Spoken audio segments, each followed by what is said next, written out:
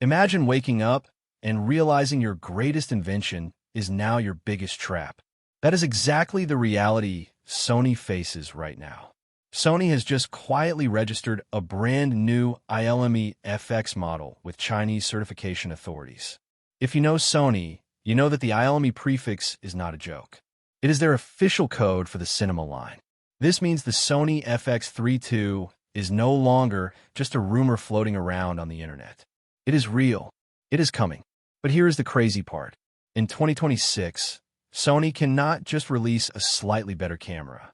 They have to release an absolute masterpiece while their entire camera lineup is completely up in the air. Today, we are diving deep into the leaked specs, the new sensor, and the absolute chaos happening behind the scenes. We're going to find out if Sony still has the courage to change the game, or if they're about to play it too safe. The war on three fronts. Here is the uncomfortable truth that Sony's product team wakes up to every single morning. They're fighting a massive war on three fronts simultaneously. And the craziest part? At least one of those fronts is their own camera lineup. Let's look at the battlefield. On the outside, Canon has aggressively entered the compact cinema space. They have done this in a way they never really have before. The new Canon EOS C50 is a direct shot across the bow. It offers a true cinema EOS body for the exact same money you would spend on an FX3. Canon is bringing features to the table that Sony simply has not offered yet. Then you have Nikon. Nikon ZR is another name that keeps getting dropped in the exact same conversations where only the FX3 used to live. These are not just fringe competitors trying to get lucky. They are highly legitimate alternatives. Real filmmakers are actually packing up their Sony gear and switching. But the biggest threat might be coming from inside the house. There is massive internal chaos at Sony right now. Reports are saying that Sony is currently building the FX3 II, the highly anticipated A7S4, and potentially a brand new ZV camera all around the exact same next-generation sensor platform.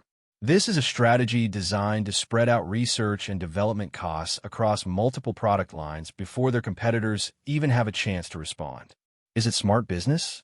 Absolutely. But it creates a massive trap. Sony has to be incredibly careful about exactly how much power it puts into each camera box. If they give the FX3 II too much power, the A7S4 becomes completely pointless. Nobody will buy it. But if they hold the FX3 II back too far just to protect the A7S4, Canon will walk right in and steal all of their customers. And we have to talk about the deeper dilemma that nobody is bringing up. The original FX3 is still genuinely a great camera. It is 4 years old, yet people are still choosing it over much newer alternatives. The community loves it, the new sensor and specs.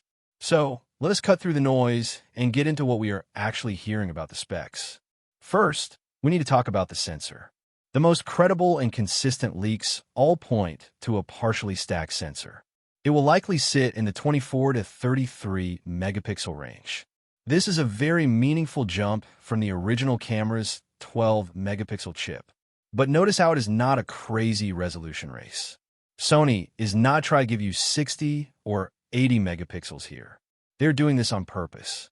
Sony is prioritizing readout speed, dynamic range, and extreme low-light performance over raw pixel count. For filmmakers, this is exactly the right call. More pixels mean more heat, larger data files, and more compromises in your workflow. A smarter sensor beats a bigger sensor every single time. On the video side, the expectation is incredible. We are looking at 6K over sampled footage feeding directly into a perfectly clean 4K output. And here is the kicker. 4K at 120 frames per second is no longer going to be the ceiling. Leaks suggest that even higher frame rate options are genuinely on the table for this release. What about rolling shutter? That annoying jello effect when you pan the camera quickly? Thanks to the new partially stacked architecture, rolling shutter becomes largely a non-issue. The readout speed will be so fast that fast pans will look perfectly straight. That is a massive win for handheld operators and run-and-gun shooters who cannot control every single movement. The audio workflow game changer. Then there is the audio, the OR. original FX3 was already way ahead of its hybrid competitors when it came to sound. But the sequel reportedly takes a massive leap forward. We are hearing very strong reports about 32-bit floating point recording. It will also feature expanded multi-channel capability.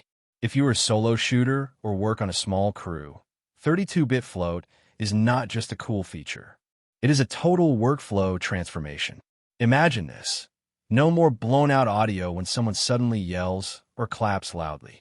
No more riding the gain dials during a live, unpredictable event. The camera simply handles it. You can recover whispered audio or deafening screams perfectly in post-production without any clipping. Autofocus and cinematic IBIS. Autofocus will obviously evolve. Sony's AI-driven subject recognition has been the absolute gold standard in the industry for years now. The FX3 II is going to push that lead even further. You can expect significantly better performance in low-contrast environments, extremely dark rooms, and with fast lateral movement. Yes, the gap between Sony autofocus and everyone else narrows a little bit each year. But that gap still exists. The FX3 II will likely widen it all over again. There is one more crucial thing worth watching: stabilization. Let's be honest. The in-body image stabilization, IBIS, on the original FX3 was functional, but it was not exceptional. It felt like photo stabilization forced into a video camera. The FX3 II is rumored to feature a specially tuned, cinematically biased IBIS system. This is a system built specifically for smooth, flowing motion rather than just freezing a still photo. A truly cinematic IBIS would be a quiet but enormous upgrade for handheld filmmakers who want to leave the heavy gimbal at home. The release date and price. The certification filing in China is fully confirmed. An ILME FX model is registered. Cross-reference the timing here. Canon's EOS R6 Mark II dropped on May 13th, a camera that heavily targets the FX3's audience. Sony registered their new cinema camera exactly 4 weeks earlier. That is not a coincidence. That is a strategic response. Current sentiment from the most reliable industry sources places the FX3 II announcement window right around mid to late 2026. Many insiders are pointing toward the second half of the year for actual physical availability. Some people are betting on a massive summer reveal tied to a major trade event. Others think Sony will hold it closer to the holiday window to maximize their launch momentum and sales. As for the price tag, leaked figures cluster around $3,500 to $4,000. This is a very modest and fair increase over the original FX3's launch price. It positions the camera exactly where Sony needs it to be. It is premium enough to signal serious professional quality, but accessible enough that independent creators can still save up and buy it. If Sony pushes the price any higher than that, they would need to provide some hard, undeniable justifications, not just fancy marketing words. Final verdict and opinion. The FX3 community has been incredibly patient, but patience has a ceiling. Canon and Nikon are now standing right on the other side of that ceiling, waving at Sony's customers with incredible new cameras. The original FX3 did not succeed because it had the most perfect specs on paper. It succeeded because it deeply understood exactly who it was made for. It was the ultimate camera for the solo filmmaker who needed Hollywood-level pro results without a massive film crew behind them. The FX3 II has exactly one job. It needs to be that exact same camera again, but better, smarter, and much more future-proof. They need to fix the sensor age, fix the rolling shutter, fix the audio ceiling, and evolve the stabilization. Most importantly, they must not wreck the perfect size, they must not wreck the color science, and they must not wreck the menu system that took us all 3 years to memorize. From everything we are seeing, the certification filings, the sensor rumors, and the heavy competitive pressure pushing Sony off the fence, it really looks like they are ready to deliver a masterpiece. In my opinion, if Sony nails the 32-bit float audio and gives us the clean 6K downsampled image without overheating, this camera will completely dominate the market for the next 5 years. It will be the ultimate run-and-gun cinema camera, leaving Canon and Nikon struggling to catch up once again.